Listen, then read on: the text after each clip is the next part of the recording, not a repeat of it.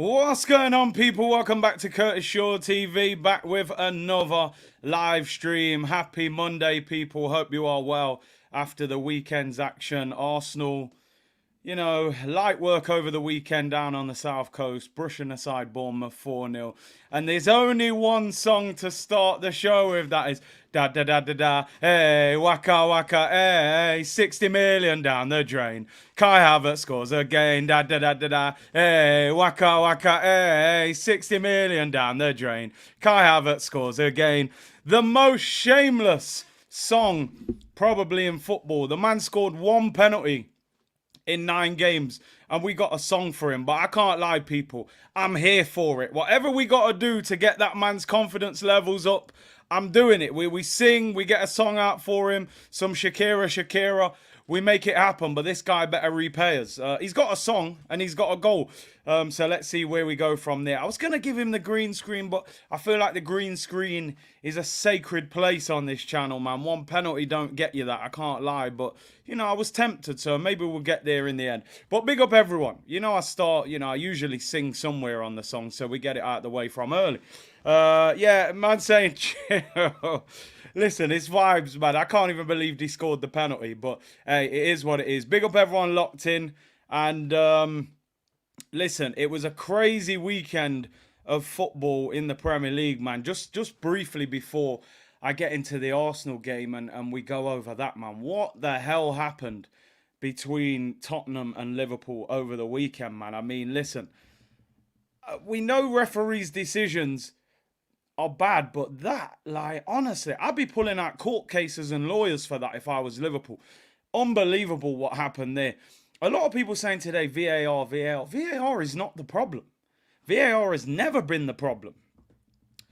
The problem is the guy in control of VAR. You know what I mean? Make the right decision, and VAR is beautiful. It helps the game. It makes decisions right. VAR has never been the problem. The problem is, I'm going to say it. I'm just gonna say it, right? I'm gonna say it. I think there's corruption in the Premier League. I'm saying it. You know me, people. We don't hold back. I think there's corruption in the Premier League. I don't buy into it. I don't understand how a referee and a linesman, fair enough, you get the decision wrong. You then go to an office with 4 referees in there and they can't get the decision right. I'm sorry. It's corruption. Let's just say it as it is. There's no way that 4 ex-referees can sit there and go, nah, let's not worry with the lines, mate. Let's just skip it. And now they're saying that the VAR officials thought that they'd given the goal, so they just said, stick with the decision that you've done. Then they realised, oh, actually, they've given it offside. It's crazy. I don't buy into it. I'm sorry, I don't buy into it. For me, the solution... Listen, English football is so good because we have great players from all around the world. Let's be honest. That's what's made the Premier League so good over the years. Some of the best players to ever play in this league are from outside of England. Some of the best managers are from out of the country. I think you've got to start getting referees from outside of England. I think it's too basic to say, oh, you've got referees from Manchester refereeing games, of rivals of Man United, and it just doesn't work for me. I don't see this in the Champions League. So for me, you've got the most expensive, the richest league in the world. Go and get referees. How is Howard Webb in charge of the referees? One of the most corrupt referees in English football history is in charge of referees in this country. How does that make sense? It makes no sense. And also, play the audio. I'm not a rugby fan, but people have been sending me clips this weekend when they go to sort of VAR in rugby, and you hear the whole conversation. You hear the explanation. I think it's this because of that situation there, and there you go. That's what I think needs to happen. And there's your decision. It's not always right, but at least we go, oh, that's what he thinks happened. Premier League, richest league in the world, and there's corruption going off. I don't care what anybody says, it's corruption. What happened at that stadium was absolutely outrageous, how they got that decision wrong. It is what it is. It is what it is. And it isn't just a Liverpool thing. We got it last season. We saw it with the Ivan Toney goal at the Emirates, the guy forgot to draw the lines. You forgot to draw the lines, bro. People should be losing their job over that. It's outrageous. It really is. As I've always said, and I keep saying it, VAR is not the problem. I would not take VAR out of the game because the stakes are too high. Sheffield United were relegated. A VAR decision could have kept them in the Premier League. You know, the stakes are too high. I think you need VAR in football now. You can't have a referee just saying, "Oh, I think that's..." No, let's have VAR. Let's make it work. But you've got to start again with these referees in this country. They're embarrassing. They're letting the whole country down. And it's ridiculous. You're probably right, Gunnar 8 David. They don't want transparency because it makes them look stupid, don't it? If we can hear the conversation and if there is corruption, the last thing you want is audio. Pure corruption been happening ever since VAR came along. It's the reason they don't let ex-pros work for VAR. Needs police involvement. It might do. Managers are getting sacked because of this. Thomas Tuchel got sacked not long after that Tottenham game last season when the guy was pulling Cucurella's hair. He gets a penalty for that. They win the game. Maybe he doesn't go. You know, it is what it is, and it is what it is. Zeke said, big up Big C and the community. I totally agree with you. These decisions have ruined my love for the game. Corruption. The only thing I would say that VAR has definitely taken out of the game that is very difficult to sort this out is any fan, whether you go to the stadium or not, when your team scores, sometimes you hold back, or maybe not everybody, but sometimes I hold back the celebration a little bit because I think, oh, was he onside there? I don't want to get carried away with the celebration and then find out he was offside. That's probably the only thing that I would say VAR is doesn't help, you know, the celebrations. But yeah, that PGMO or whatever it is, man, that is, you know, they should have that on Comedy Central. It's ridiculous. Offsides could be more automated. I mean, they've got it in other countries, haven't they? Semi-automated offsides. We decide not to use them. Yeah, you're right. There is. N Gibbs, there's 2 goal celebrations. You have a little celebration, you wait to see if it's onside, then you go crazy afterwards. So anyway, there you go, rant over, but it's ridiculous. Very disappointed to see Destiny Udogie, the Tottenham left back, was racially abused, apparently by Liverpool fans. You know, this is what they're saying. Very disappointed to see that. I know Liverpool fans were unhappy with the first yellow card, but it's sad. It's sad that, you know, this is the angle that some fans take. Your anger should be with VAR and the refs. But anyway, it is what it is, you know. Let me get into these super chats. Fitz Joseph, not singing that damn song until the man shows. Come on, Fitz, join in. Kai Havertz scores again. Listen, it's a shambles of a song, I can't lie. But we won. I was in a good mood. It made sense to drop it Monday morning. He'll probably drop a disaster class against City, but you never know. Black said, I'm starting to think it's match fixing corruption. 100%. Listen, let's be real. Over the years, how many times have we said there's something not right with Barcelona in the Champions League? We saw it. Robin van Persie sent off in the Nou Camp. We saw it. We said, nah, something ain't right here. UEFA, man, Barcelona have got them in their back pocket. All these years down the line, people go, oh, you conspiracy theorist. It's nothing to do with that. Now we hear they've been paying off referees. It's not always a conspiracy theory, people. Sometimes, you know, there's some reality in there. Simon said, in some ways, the clubs voted against the animation system used in the Champions League and World Cup. Did they say why? Was it because of the cost? I mean, you shouldn't be cutting corners, should you? It's the richest league in the world. So I don't get it. I do not understand it. Less control for them, perhaps. I don't know. You've got to think, the less control they have, the less use you have for them. You may get into a situation in the future where you don't have referees on the pitch, where everything comes from the video officials. You may have a situation where you go into a supermarket and nobody works there apart from a security guard, and everything is serve yourself. So, you know, the more technology they bring in, the less use you've got for a referee and a linesman, which means they probably get paid less and they get hired less. So they probably don't want it, to be honest. They probably don't want semi-automated systems for offside, because why do we need a linesman if a computer's telling us if they're offside? So the less use we've got for them, So they probably don't want it in English football, to be honest. Clement said definitely corruption in the Premier League. It's good to hear that Partey... Right, I'll hold back. Clement, big up yourself, though, on that. It's all about covering their arses. And Guna Birdie said, no disrespect to Ollie Watkins. I believe we need Ivan Toney. We'll get into that. The refs were in the UAE prior to the game. Brown envelopes. I mean, who knows? More transparency. Yep, 100%. Let's get into the show. Let's get into the show, people. And we're just briefly going to go over the game on Saturday. It seems like it was ages ago now. Against Bournemouth. And to be honest, it was light work. And we dealt with them at a canter in the end, to be honest. I was looking at Arsenal's biggest victory is obviously the 5-0 victory against Nottingham Forest last season. So this was our second biggest victory in the Premier League, to be honest. 4-0 against Bournemouth. Probably could have been more, to be honest. That's interesting, by the way. Havertz was given man of the match by the club. Eddie given man of the match by Charles Watts. Was I watching a different game? Hey, the PR system's got to keep working, my friend. You know how it goes.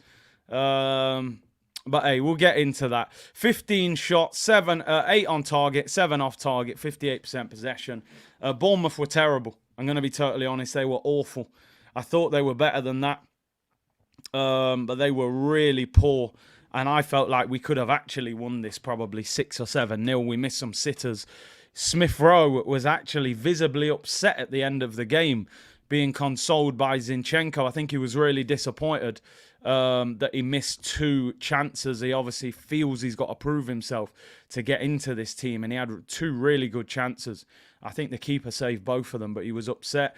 Were you happy with Jesus playing on the left, says Jason? Not a chance. Somebody messaged me, actually, in the comments saying, oh, you know, you was critical of Jesus playing on the left, but we've just won 4-0. I said, you might get away with that against Bournemouth, but we didn't get away with it against Tottenham, and I don't believe we'll get away with it against Manchester City next week. So there's levels to this thing, my friend. Big up Shane Murray, who's become a member. Member stream will be next week after the Man City game. International break. Member stream 100%.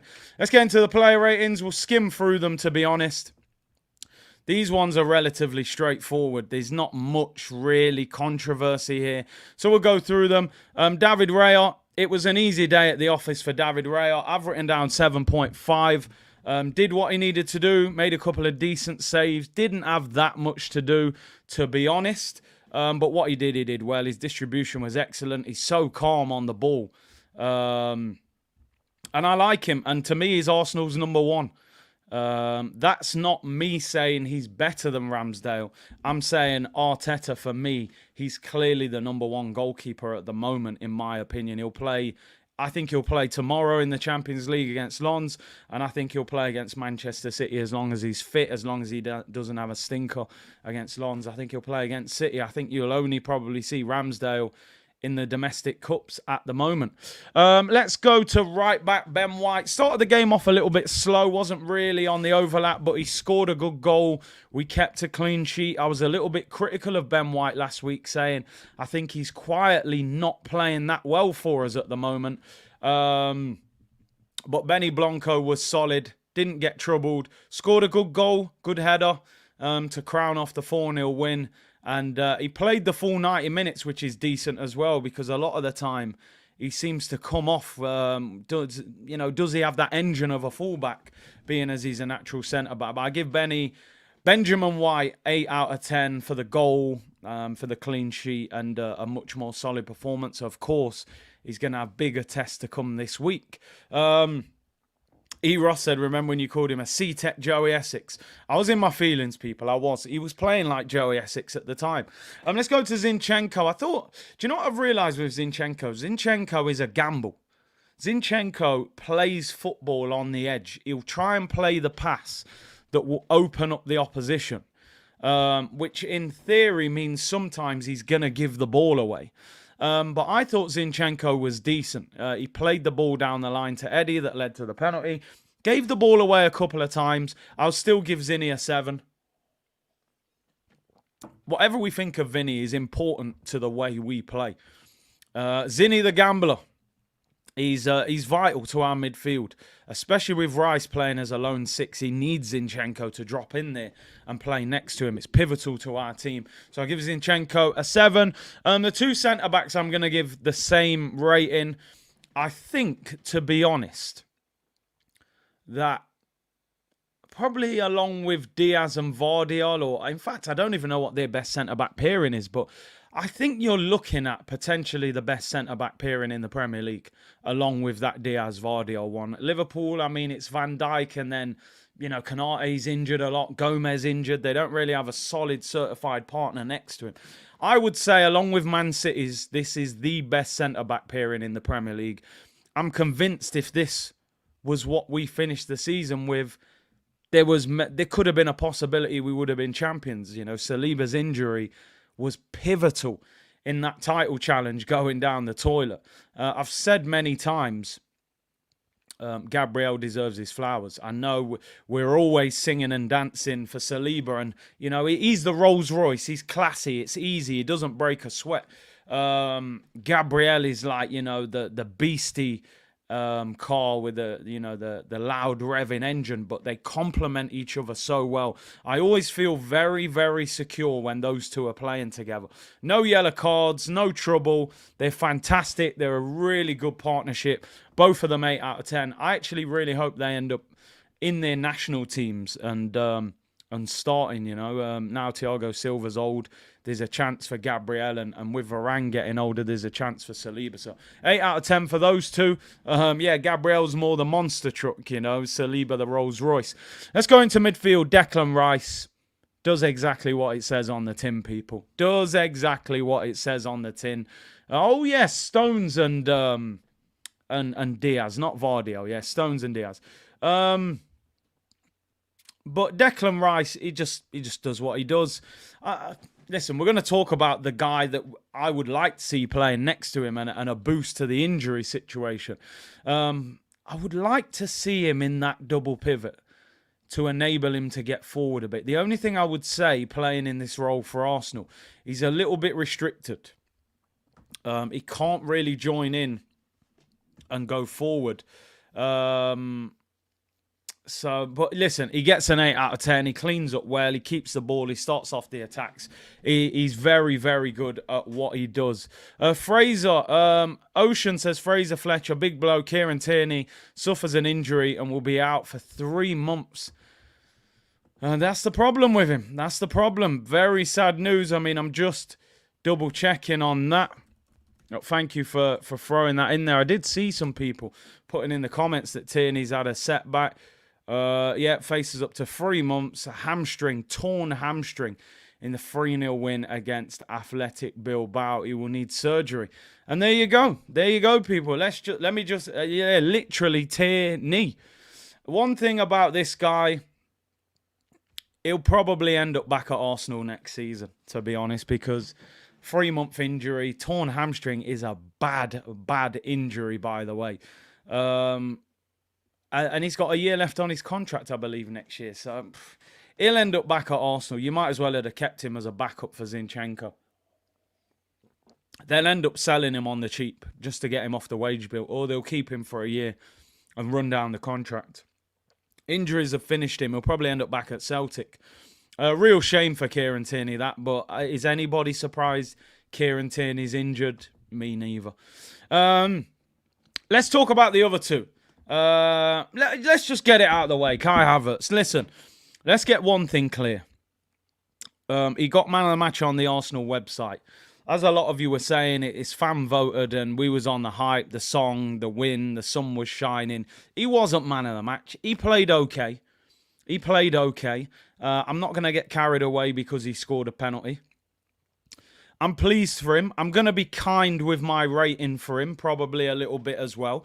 The reason I'm going to show a little bit of kindness to him is because even though it is just a penalty, can you imagine if he missed that penalty, what I'd be saying about him today? I'd be saying, this is a joke. We're calling him Neil from the In-Betweeners. It's a pressure penalty. If he misses that, there might not be no way back for him. I mean, I'm giving him 6.5. I'm being kind. I don't think he had a great game. I still think he was quiet outside of the penalty.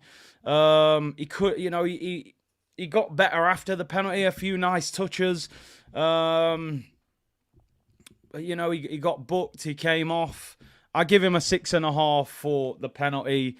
And, there was some nice bits and bobs after the penalty. I still believe there's a lot of room for him to improve. I still think Smith Rowe and Trossard would potentially be more effective in that formation, in that position. All right, we'll give him 7 for the song, but it's shameless. I can't lie. But, we won't hide from shamelessness. The fact it says 60 million down the drain in the song is pretty much bang on, to be honest. But listen, in all fairness, from an Arsenal perspective, I've always said whether we like him or not, he's our player. He's not going anywhere. We're not selling him for the foreseeable future. We've got to find a way to either get the best out of him or you just turn him into a squad player and bench him. But at the moment, the manager is desperate to get him in this team. So I really hope Kai Havertz uses that as a building block to do something positive. Let's be real. Kai Havertz has been poor since he came to Arsenal. I'm not going to hide from it. Kai Havertz is a player that I didn't want Arsenal to sign, and I've said that openly. But the reality of the situation is now he's here. We've got to try and get something out of him. I like the way the team got around him. I like the fact Martin Odegaard had a discussion with Gabriel Jesus. Jesus hadn't scored in that game. He could have said, listen, I need that penalty. I need a goal. He gave it to him. So it shows the personality of the team and the attitude of the team. I've said many times, and I'll say it again, though, and I don't hide from it, I don't believe Kai Havertz should be playing in midfield. I think he's better up front. I don't think he is particularly great in midfield. But it is what it is. Let's hope it's a building block from him. And listen, like I've always said, it took Granit Xhaka 5 years to do anything in particular for this team. As much as I don't particularly rate Havertz, he's only been here for 8-9 games. So let's hope it gets better. Is all I would say. DV said ESR or Trossard would be offensively but not defensively, maybe. We gave Pepe the pity penalty back in the day, but PL makes you think now it won't work. Anyway, listen, he's still got to do much more. The penalty was great. It was an easy game, but we still got to get more from him. Let's go to the opposite side of the spectrum. Man of the match for me, Martin Odegaard, for a number of reasons. Scores his penalty. Very good again. It's interesting how they're moving penalties around the group. Something you don't see too often in football. And somebody just said there, you can't compare Havertz to Xhaka. Havertz is a cam or a 9.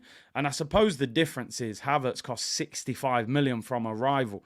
So the patience level is not going to be the same, But the boy Odegaard, man, was just brilliant again for me. Wasn't good last week against Tottenham, which was a shame. First goal comes from his cross. Second goal comes from his penalty. Third goal, he decides to give the ball to Havertz, and he wins the penalty, by the way. And the fourth goal was his cross. Man of the match, 9.5 out of 10. Involved in all 4 goals. Outstanding performance. What I will say for Martin Odegaard, I need to see similar levels of quality next week against Manchester City. All right, that is what I would say. I give him a 9.5. We scored 4. He was involved in all of them. Instrumental in this game, he was. And, giving Havertz the penalty, okay, PR, sympathy, whatever, it was still real leadership, so I respect it. 9.5, captain, man of the match, superb performance. Let's go into the front three. Bukayo Saka. I thought Saka was good. Listen, it was a tap-in, but he was dangerous. I give Saka an 8 out of 10. He scores again. Majority of weeks. Some weeks he doesn't even play that well, Saka, but he'll get you an assist. He'll get you a goal. The one thing I will say about Bukayo Saka in this game, and this isn't his fault, how long does Arteta need to leave this guy on the pitch before he says, actually, it might make sense for me to substitute him? The guy's literally limping off the pitch before we decide to take him off. He should have been off in about the 60th minute. and you leave him on and let him get kicked again and again and again before you decide to take him off. Get him off the pitch early. The game was done and dusted. We got Champions League tomorrow. He did not need to be on the pitch that long. But, you know, from what we're hearing today, it sounds like it's all right. I wonder if there's a clause in his contract. And some players do have those clauses in their contract. You know, that you don't take me off unless I'm injured, you know. 8 out of 10 for Saka. Let's go to Gabriel Jesus, left-hand side. Listen, he was lively. His header hit the post. He was involved in a few good moves, but he's not a left winger, man. I don't like seeing him play left wing. I really don't. I'll give Jesus... He wasn't as effective. I'll give him 7. I had a 7 written down for Gabriel Jesus. Some people saying 7.5. Saka for Ballon d'Or said 9 games, 5 goals, 4 assists. 7 for Jesus. I just don't want to see him on the wing. I've got to be honest. Ocean with the Miami Heat badge. Damn, what happened to Lillard, man? How the hell did they not get Damian Lillard? Him and Giannis going to be crazy next year. But yeah, Jesus, man, on the left. I don't like seeing it. You know, it brings back them Aubameyang flashbacks. Playing your striker on the left. And let's be honest, we're fitting in our best striker to fit Eddie in through the middle. Make it make sense. Let's go to Eddie and Nketiah through the middle. Jesus gets a 7. Eddie, for me, was... Sometimes, you know, I watch the game and I see other people's reviews. I'm thinking, did I see the game wrong? I mean, let me give Eddie a little bit of credit. It was his run that led to the penalty. But I thought his hold-up play was average. I thought his finishing was average. You know, there was a couple shots. He screwed them wide. One that got blocked. You know, one that he sort of fell over in the second half. I thought he was average. I got to be honest. I think Eddie was probably my lowest rated player out of the starting 11. He wasn't bad. Don't get me wrong. I'm not rating him down. I'm not giving him 4s and nothing like that. He did some work. He won as a penalty, but I don't think he did much outside of winning the penalty. His hold-up play wasn't great. His finishing wasn't great. I didn't really rate the performance, so I'm giving him a 6 because we won and he won a penalty. Robbie gave him man of the match? Surely not. No, I think he gave... Didn't he give Odegaard man of the match? I mean, I give him 6. He was average. He got dragged off. I don't know. I don't know about Foley. 5, he's average. Axel Foley settings. 3, he lost so many passes. First touch is horrible. So bored of watching this guy in our team. Definition of average. Not sure what people are. I just don't... I don't think he played very well. Ammo said 6 is generous, 5 at most. We won 4-0, he won a penalty, I'm being kind. I just don't think he played that well. I thought his hold-up play was mediocre at best. The substitutes, I mean, Smith Rowe should have scored. Tomiyasu, Jorginho, Fabio, Nelson. Nelson set up the Smith Rowe chance. Basically, I'm giving them all a 6. They all came on pretty late. No one really changed the game. Smith Rowe probably should have scored. He looked very disappointed that he didn't. It was a solid performance. And, you know, a 4-0 win. Good way to finish the weekend. And listen, as we know, Manchester City lost 2-1 away at Wolves, which was a great result for Arsenal and other clubs around. Just seeing them. You know, that Invincibles, man, it ain't as easy as it looks, right? Let's get into Mikel Arteta's player ratings. I'll give Arteta a 7. I didn't mind the lineup outside of Eddie playing and Jesus on the left. I don't like that. I would have liked to have seen Jesus through the middle, maybe given Nelson a game on the left if Trossard wasn't fully fit. So I'll give him a 7. Big up DLG repping. He said, now if Arteta was a tactical master, he would and should know when to take Saka off at half-time v Bournemouth. Doesn't seem to want to take him off, does he? I give Arteta a 7. We won 4-0. It was positive. I think he took too long to make changes. But we got the win in the end. Still a positive. Ocean said 7 is harsh. But no, I'm going for 7. I'll go with a 7. But Manchester City dropped points, which was massive for us over the weekend. I had no expectation of Wolves getting anything out of that game. And I was looking at the stats before I came on. Wolves had 1 shot on target in the entire 90 minutes. One shot on target. Their first goal was an own goal, so it doesn't count as their shot. And their second goal was their shot on target. One shot on target in 90 minutes against Manchester City, and they came out of there with a 2-1 win, which is incredible. I enjoyed it. Manchester City had 8 shots on target and 5 off target. Back-to-back defeats for Manchester City. And I don't know if anybody watched Match of the Day, but Kovacic had an absolute stinker in that Rodri role. They pressed him. He couldn't handle Matheus Cunha in there. And, you know, that's what we need to do against Manchester City next weekend. They've got no Rodri, no De Bruyne. We need to put the squeeze on Kovacic in midfield and make life difficult for them. You know, it's going to be a big game. Cole said Robbie gave Nketiah an 8. Why does he rate so high? I don't know. There's no way he deserves 8 out of 10. Gunnar Roller said the Arsenal Twitter admin is trolling everyone's Saka fears, limbering up to Lons. There we go. Big up Gunnar Roller. Jorge said almost certain our midfield will be Partey, Rice and Odegaard. It needs to be. Sniper said shout out to Tom and Naif. Highly Wanted Criminal said it doesn't matter if we don't beat City at the Emirates. I think it does. I think we got to beat them. It looks like you skipped Declan Rice. Now I gave Declan Rice 8 out of 10, Daryl. He got 8 out of 10. We go over him quickly now because it's just like Decker's solid, kept the ball, won the ball, 8 out of 10. Right, let's move on. Weekend action done. Liverpool cheated. Man City beaten. Arsenal light work victory. And Man United, I mean, listen. Criminal acts going on at Old Trafford.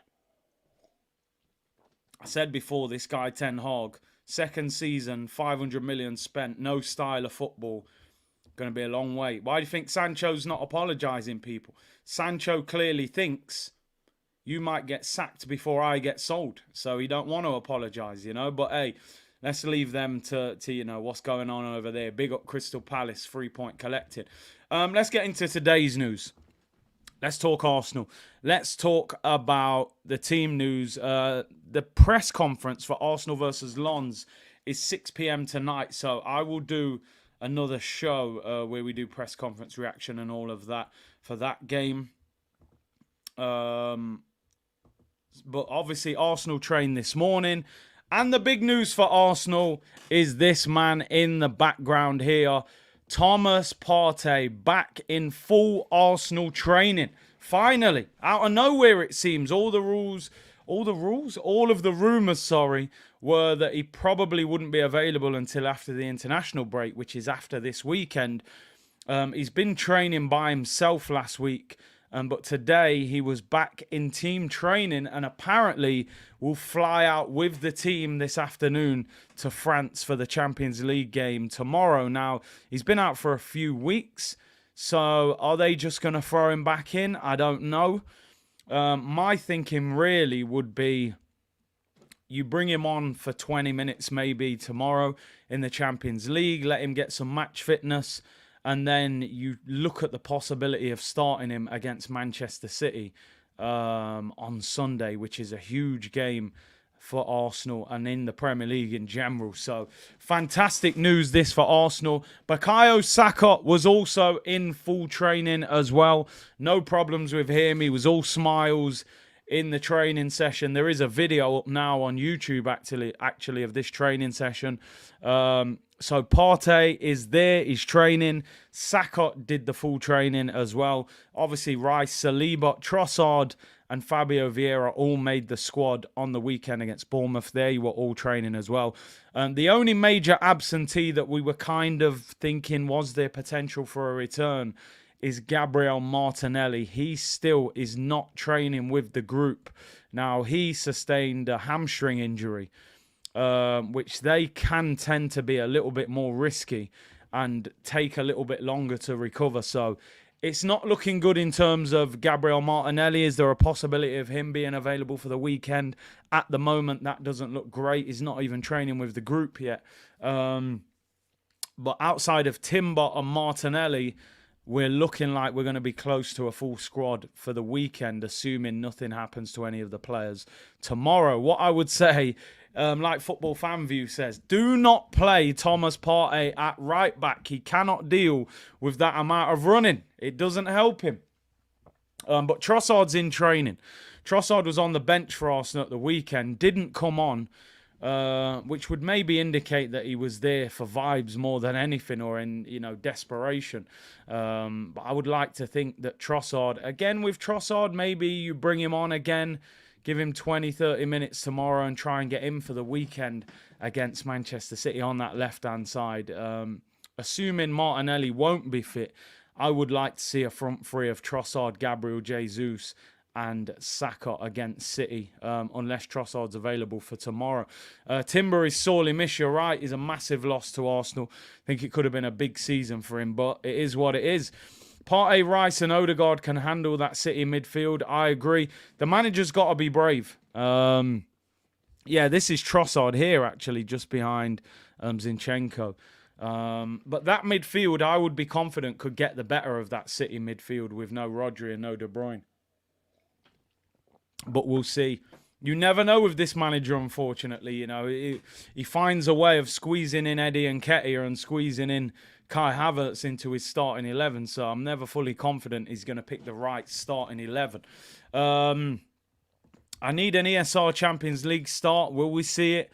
Big C, will you drop Zinni for Tomiyasu against City? No, I wouldn't. I'd play Zinni and try and get that extra control of the ball. Who would he... I don't know who they play on the right, Man City, actually. I mean, I'm assuming Doku will be on the left or Grealish. Maybe Bernardo. I'm not sure. I would stick with Zinni. I would play Zinni. Haaland needs an injury, says Coco. Partey, Rice and Odegaard boss the midfield with Kevin De Bruyne in the Community Shield. Good point. Dredd said, to be honest, Arteta must win a big trophy this year, or he needs to go. 700 million spent in 5 years this year, or he needs to go. So he's not happy with that. Right wing is Foden inverted. Doku will be a problem if he starts. He is a live wire. But listen, great news there, people. Thomas Partey is back in the team. Is Bernardo injured? I wasn't sure if he was back yet. I didn't actually see the Manchester City team at the weekend.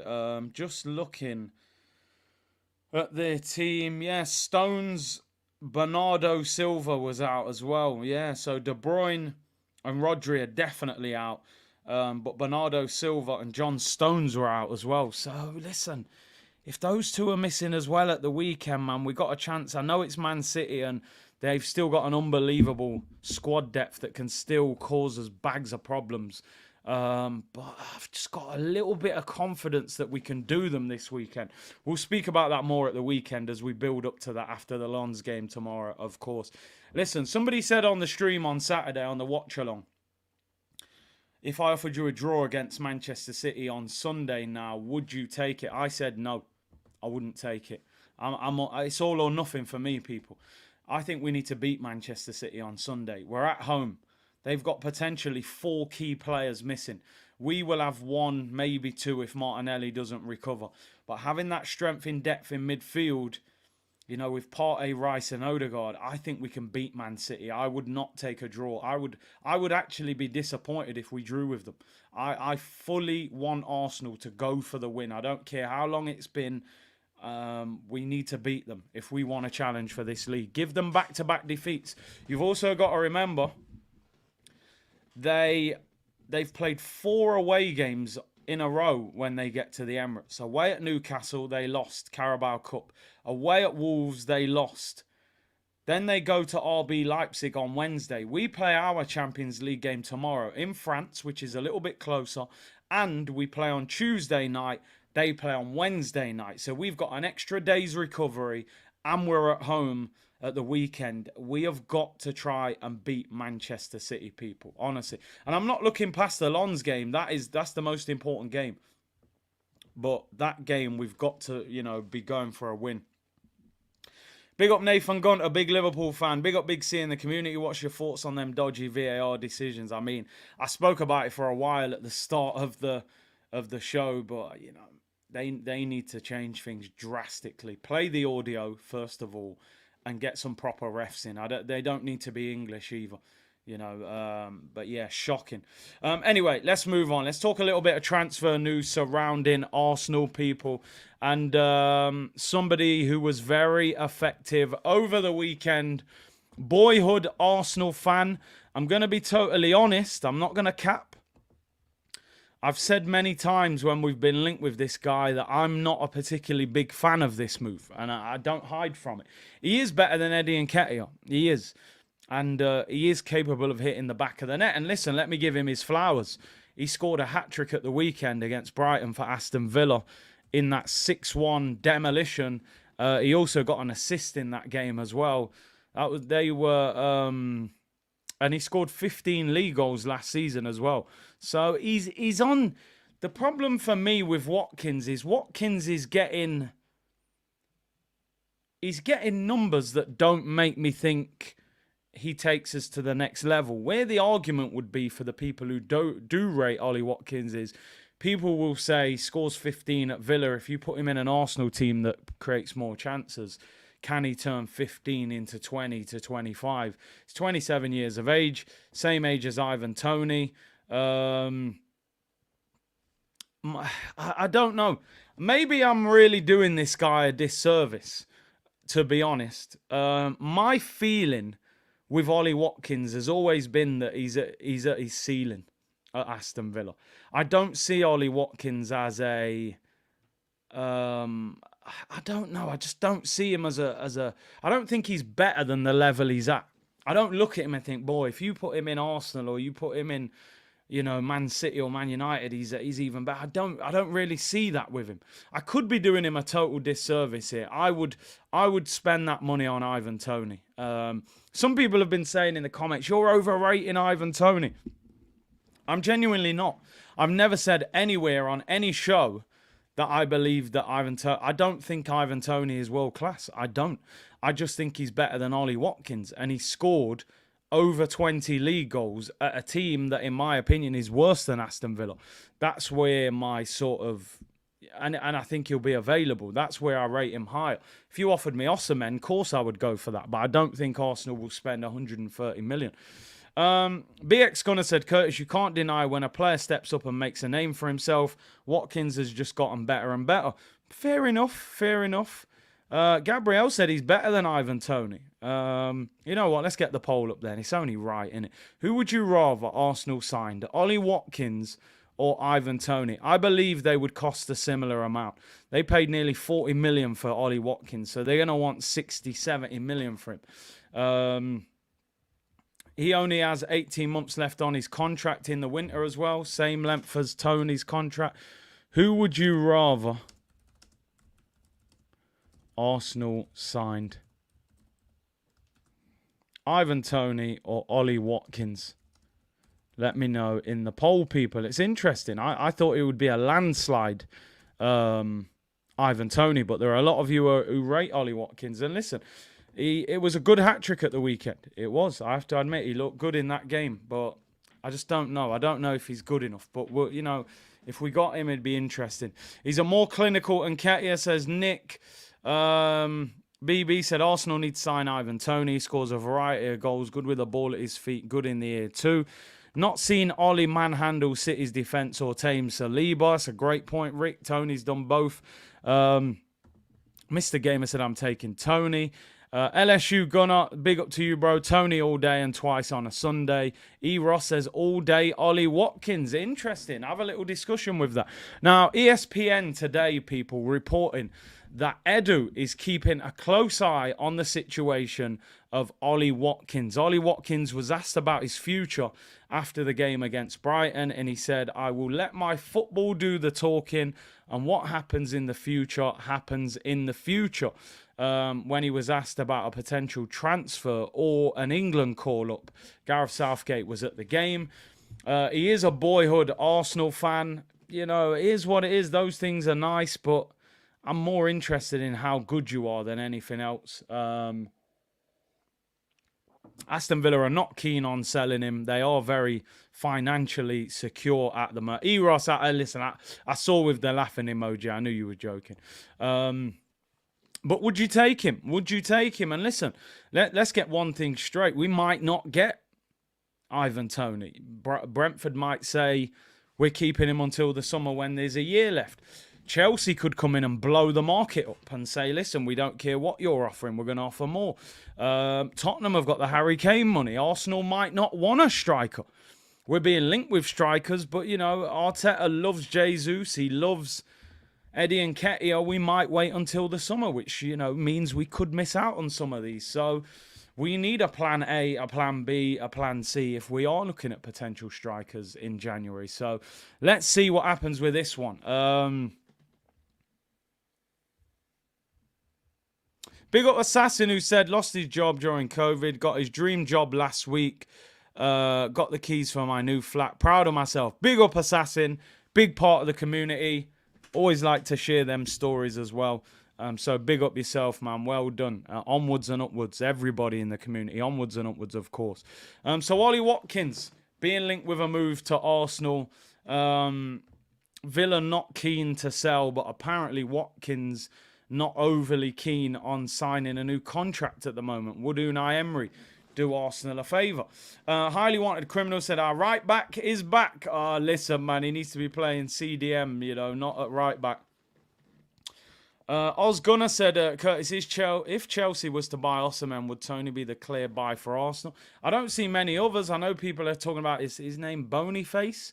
Sesko, people are talking about him as well.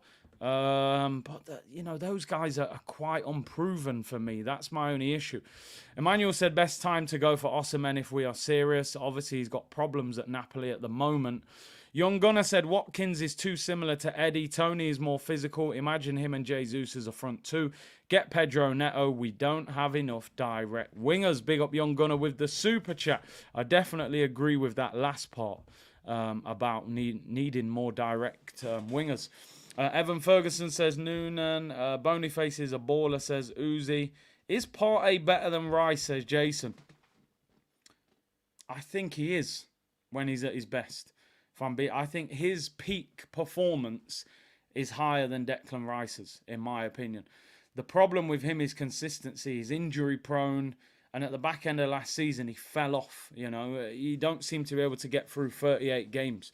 So that works against him. But I would just love to see them both playing in the same team together. You know, that would be the one that I would like. Big up Assassin, man. Big up everyone bigging him up as well. Second transfer story. And a few of you have just mentioned this guy's name in the comments as well. But Arsenal are looking at Pedro Neto. This comes from Ryan Taylor this morning, who writes for the Daily Mirror. He has wrote, Arsenal retain an interest in Wolves winger Pedro Neto. He was the subject of a transfer inquiry that was immediately rebuffed this summer. Neto's ability to provide cover on either flank is a key factor behind Arsenal's interest. Now, I've said time and time again, and a lot of you have said it in the comments, Neto, we've been linked with him a number of times. The knee injury made me think, distance yourself from that deal. How does he recover from that? Well, I've seen enough. The way this guy cooked Joe Gomez last week, the way the guy was cooking Nathan Ake, twisting up Phil Foden, and that's enough. I've seen enough. He's over the knee injury. He's a baller. He's a boyhood Arsenal fan. He's quick. He's left-footed. He's direct. He can play left wing. He can play right wing. He is a brilliant player. I would be going for this deal in January. Forget the summer. Go and get him in January.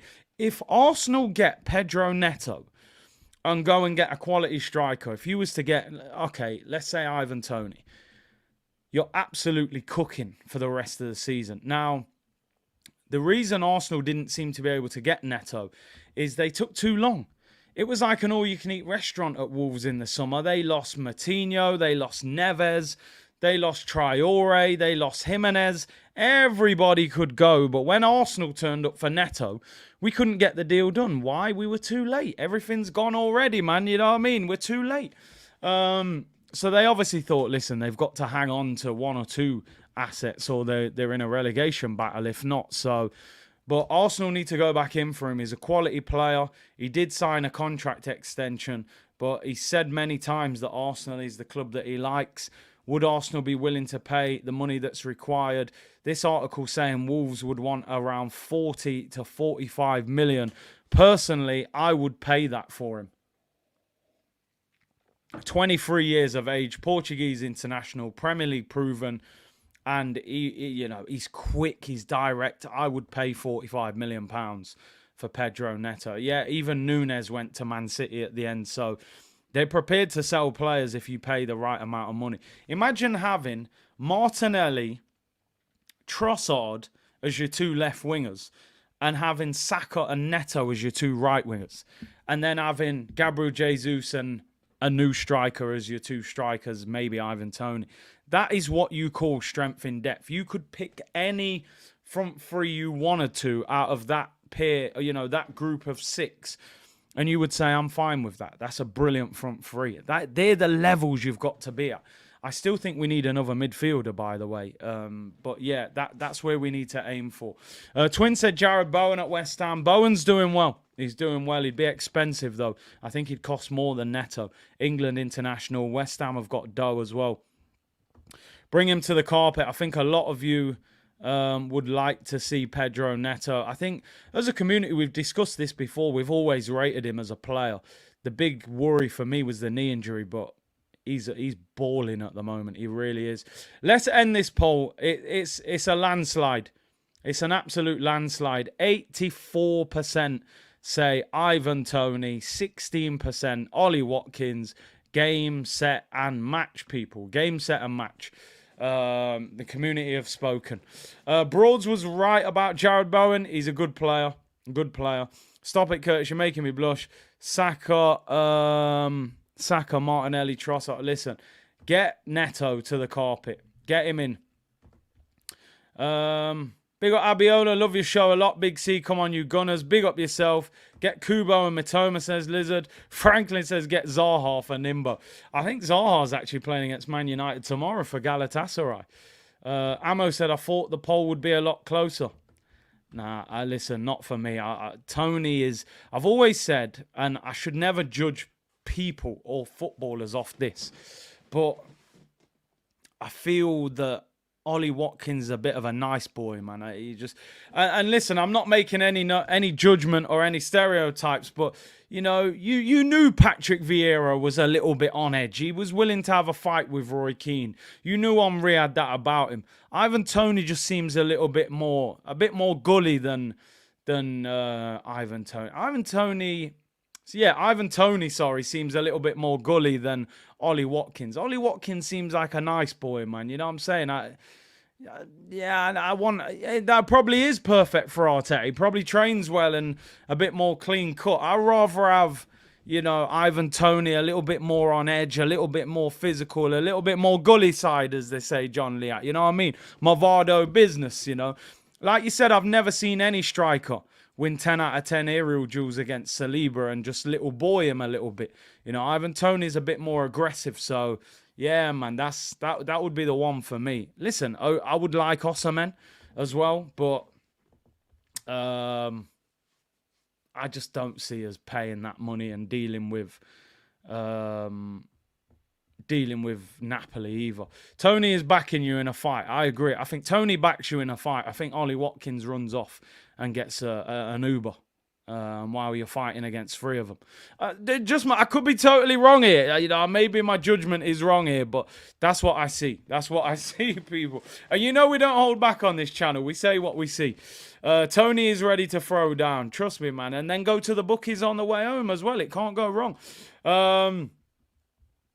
Tony got that dog in him, bully dog settings. Yeah, man. Tony is a baller and streetwise, knows how to handle defenders. Ollie looks like the kind of guy, he's going to love win the dog at Arsenal and stroke him. You know what I mean? Ivan Toney looks like he's got some of them XL, pit bulls that they're banning from England. But, I might be totally wrong here. Canadian Gooner, take Kubo. He's 10 times what Neto is for half the price. A lot of people like that Kubo. I haven't seen that much of him. The Cone Man said, Eddie is not my nephew. Stop the allegations. No, stepson. Stepson, not nephew. Carl said, any truth to Calvin Phillip? Well, Carl, thank you for the super chat. I am going to get into that one shortly. Big up yourself. James Bond said, Watkins is Cecil's best friend. Keep him away from our club. Get Neto to the carpet. Oh, dear. I think Cecil actually did a lookalike thing for Ollie Watkins before. Izim said, why not all three, Neto, Tony, and Ollie? I think that's too much money for a January window for Arsenal. But big up yourself, bro. Ollie goes to Ollie private school, says Roscoe. Maybe. Eros said, Tony is Tommy from Belly. Ollie is Steel from Juice. Big up Eros. I didn't watch the whole Canelo fight. I did watch some of it. It looked like light work. Ivan Tony is a DMX. Ollie is a Drake. Enough said, says Badir. Big up yourself, Badir, with that one. Shout out the dog, man. X. Anyway, let's get into it, Pete. I'm telling you, there ain't many channels that they're going to be singing, dancing, and barking like DMX today. That is for sure, people. We're definitely a unique channel. That is for sure. My final transfer rumour of the day is this one. I don't know what you make of this. The source that it's coming from is horrendous. You know, I might as well go in my kitchen and get the ketchup out and squeeze this rumour out of there. That's how unreliable this source is. But Arsenal are being linked with a January move for Manchester City midfielder Calvin Phillips. Now, I don't know about this. I don't see from any direction how this works for anybody. He's been massively injury prone at Man City. Rodri gets injured and he still didn't trust him enough to play him in that role. He put Kovacic there. Don, you're right. This is the kind of move that wouldn't surprise me if Arsenal did it. Oh, he's won the treble. He's an England international. You know, blah, blah, blah. They love to dress up a signing as something else. I don't think Man City would sell him to Arsenal mid-season, bearing in mind that we could be a title contender with them. But I wouldn't want him. I've got to be honest, right? I'm going to keep it a buck here. When he was at Leeds, I thought he was a good player. I still don't think he's a bad player. But he's been so injury prone at Manchester City.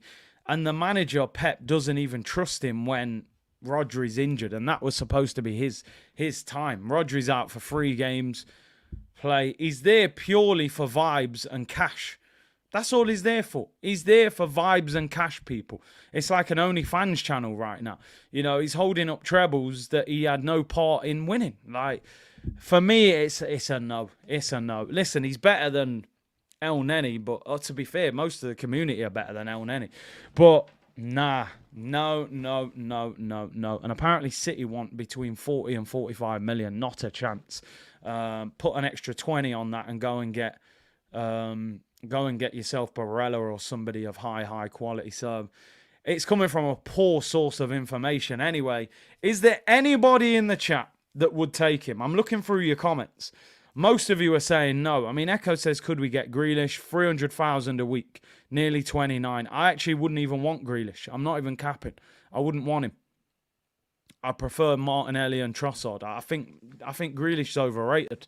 He suits Man City, keep ball style of play, but I wouldn't want him. For 20 million, maybe? Yeah, I mean, for 20 million as a squad player, it wouldn't be the end of the world. For 45 million, not a chance. Imagine spending £110 million on Havertz and Calvin Phillips. Like, come on, do me a favour. Don said, Curtis, I would take him to replace Gunnosaurus. I mean, listen, if he's free on Saturdays and he don't mind wearing a dinosaur outfit, then yeah, but I ain't trying to pay 45 million for Calvin Phillips. If you're signing him, you should be buying him for cheap. If you bought him for 20 million, I wouldn't even complain, honestly, as a squad player. Mid-20s, I'd take him as an El Neni replacement. Or you're giving him me on loan. But there's no way I'm paying 45 million for Calvin. If they do that, oh my God. Raul, you're spot on. That guy Fofana at Monaco is a tank. And he would probably cost less than that. Zach said Arsenal do love giving money away, though. It's a deal they would probably do. Coco said I'd take Dom Robbie over Calvin Phillips. And why not put Robbie in there? Peter said, yes, Curtis, if it's a swap with Eddie going in the other direction, well, now you're talking my language. I think it's a big no-no on that one. The community are definitely not hyped regarding a move. But listen, the source of information it's coming from is absolutely dreadful. So I don't think you've got anything to worry about with that. It's just with Arsenal, we seem to do them sort of crazy moves every now and then, don't we? So it wouldn't surprise you if something like that happened. Just finally, before we round up, the show's coming towards the end, people. Make sure you like the video and subscribe. 2.5K in the chat. Thank you to everyone who's been voting the Football Content Awards for Best Content Creator. The link is in the description. We did speak earlier, just confirming the news. Kieran Tierney has torn his hamstring over there in Spain for Real Sociedad in a 3-0 win against Atletico Bilbao. He will require surgery and will be out until the start of January. Bad news for Kieran Tierney. Bad news for Arsenal. Bad news for Arsenal. Potentially one of two things you want it to happen next season. He either comes back and fights for his place as an even better player, or you sell him at a profit because he's done well. What you don't want to happen is the guy to get injured and you're back to square one. You end up with him back at Arsenal next summer knowing that he's not really going to play. So I feel sorry for him because he's been saying a lot of positive things about it over there. He's been starting. He played in the Champions League against Inter last week. Sociedad are doing all right. Apparently, he's doing well, and he tears his hamstring. We thought it was the cold weather. Now it's the hot weather. So he's a mess right now. I'm going to be honest. He's a real mess. But listen, he'll be back in January. Still have half a season to rescue something. A lot of people saying we could have got a Zubimendi swap deal, Tierney plus cash. Who knows? But once they see this guy's injury record, it's not looking good. So hopefully he gets recovers sooner rather than later. Big up Samaz with the super sticker. People, thank you very much for tuning in today. It's been a great show. We've been on for just over an hour. Lots to discuss. Because the press conference to the game tomorrow is not till 6 o'clock this evening, I will probably do a show tomorrow. Maybe 2 p.m. tomorrow, we'll do press conference reaction. Tomorrow night, I'm live from 7 o'clock. Champions League watch-along. Arsenal against Lens. Lens against Arsenal, as it's over there in France. So on the preview show, we'll go a little bit more into detail, look at their players, look at their previous results, and look at a predicted lineup for Arsenal. So people, enjoy your Monday. Thank you for tuning in. Like the video and subscribe if you haven't already. And I will see you all tomorrow, people. Bless.